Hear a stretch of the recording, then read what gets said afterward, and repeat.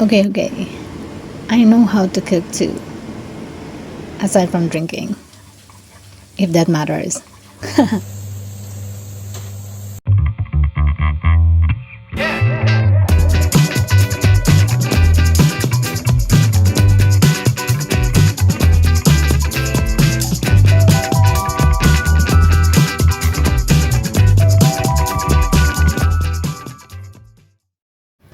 Okay, so probably this recipe is the easiest one, and for those who don't have a stove but has a rice cooker, so this one is for you.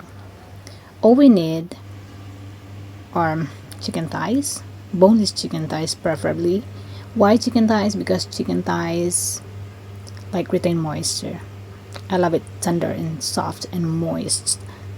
And then we will be needing spring onions, garlic, rock sugar. You can adjust according to your preference. If you don't want too sweet, then take out some.